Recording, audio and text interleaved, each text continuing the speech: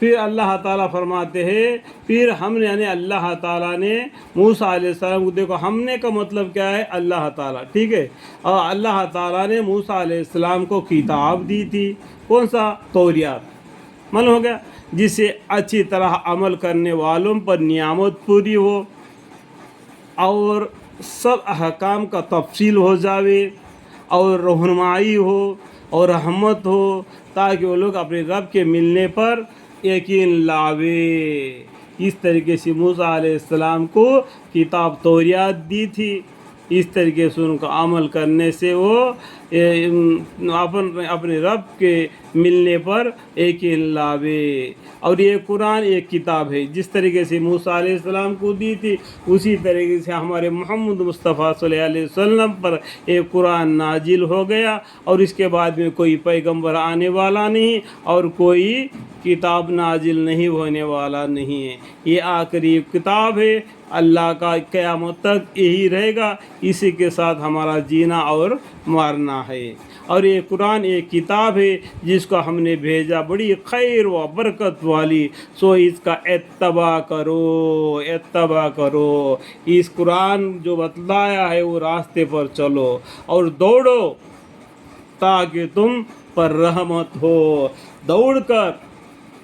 مسجدوں کو جاؤ، دوڑ کر قرآن کو پڑھو، نہیں قرآن کو پڑھنے والے سے سنو تاکہ تم پر رحمت ہو۔ کبھی تم لوگ یوں کہنے لگتے کہ کتاب تو صرف ہم سے پہلے جو فرقے تھے ان پر نازل ہوئی تھی، ان پر نازل ہوئی، اور ہم ان کے پڑھانے سے محض بے خبر تھے۔ جو اس سے پہلے جو فرقے پیدا ہو گئے، جو موسیٰ علیہ السلام کے 12 خاندان تھے،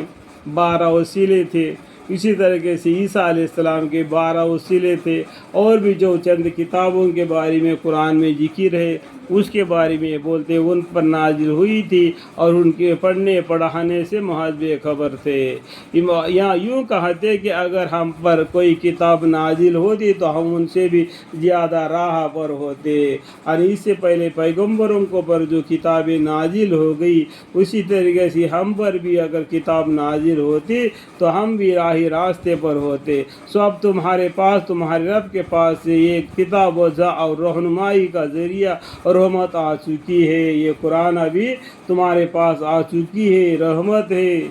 رہنمائی ہے۔ سو اس شخص سے زیادہ کون ظالم ہوگا جو ہماری ان آیتوں کو جھوٹا بتا دے اور اس کے روکے،